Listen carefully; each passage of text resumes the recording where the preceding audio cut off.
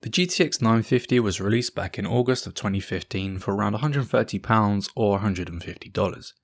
But now you can find it on the used market for just £50 or $60. So what kind of performance can we expect in 2020? The card I have here is the EVGA GTX 950 Superclocked Edition with 2GB of GDDR5, a base clock of 1152MHz and a boost clock of 1342MHz. With its 90W TDP, it requires just a single 60-pin PCI power connector with a recommended PSU wattage of around 350 watts. It's cooled by a single 90mm fan with EVGA's ACX 2.0 cooling solution. GPU temps got to a max of 80 degrees whilst gaming with the fan audible under load. For connectivity, you get 3 display ports, 1 HDMI and a single DVI port. With all the specs out the way, let's move on to the testing methodology.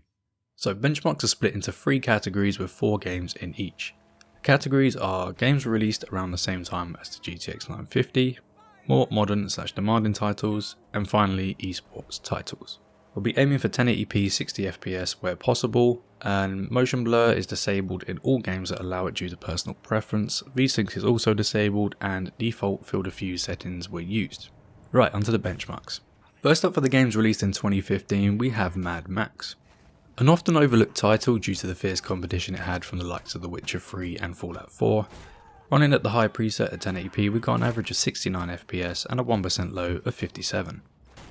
This makes for a graphically impressive, buttery smooth gameplay experience with no stutters or FPS drops to be seen. Batman Arkham Knight's PC port didn't arrive in the best state, with performance issues even on high-end systems.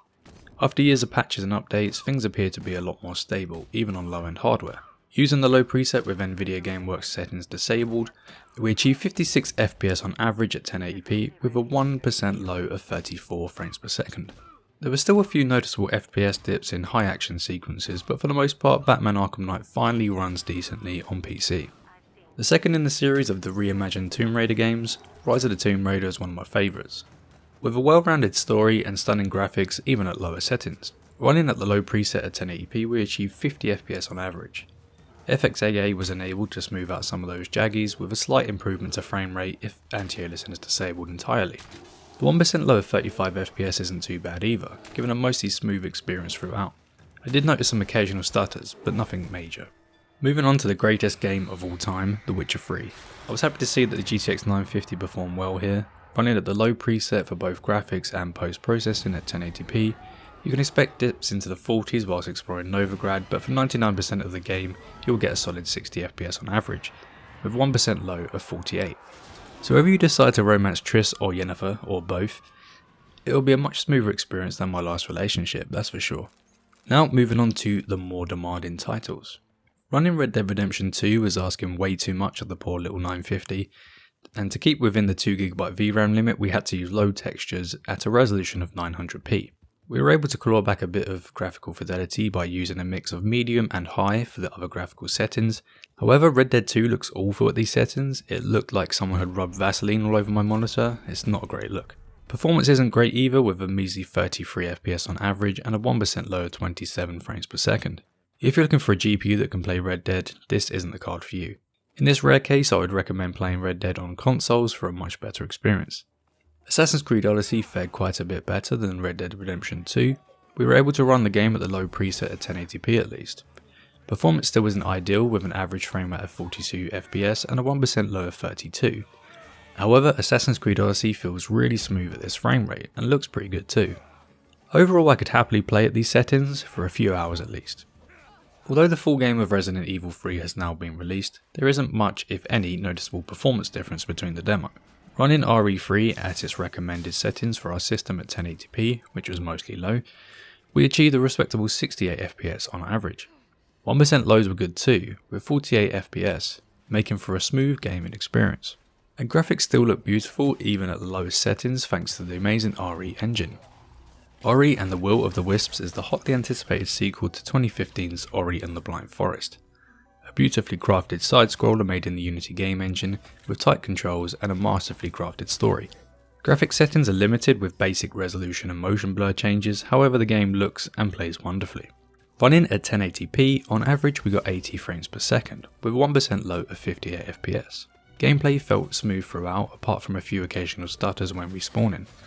Overall, Ori and the Will of the Wisps runs great on the GTX 950.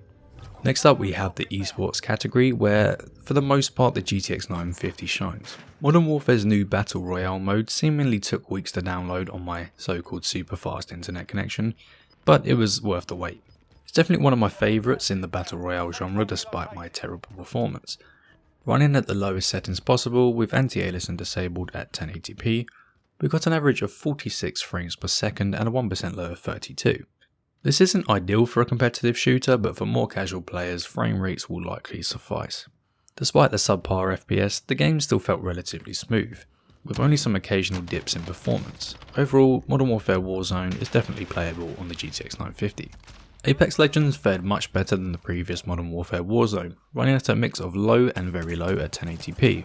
On average, we got just above our 60 FPS target with a respectable 1% low of 31 frames per second. Gameplay was smooth with no noticeable stutters, and I was almost able to get my first kill. Almost. We couldn't benchmark esports titles without including CSGO. So running at the max settings at 1080p, we achieved an average of 142 frames per second. Great for those of you with high refresh rate monitors.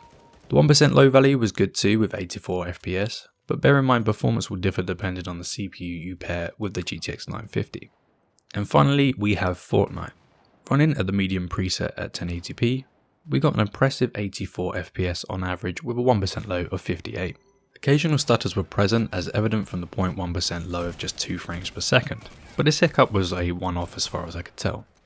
Overall, I think you would be happy with the GTX 950's performance in Fortnite. So to conclude, the GTX 950 is still a somewhat capable card at lower settings at 1080p. There is an obvious outlier though with Red Dead Redemption 2, the limits of the card are very apparent. The 2 gigs of VRAM are a huge limiting factor, and unfortunately Red Dead Redemption 2 looks awful at anything other than ultra textures, which is a shame.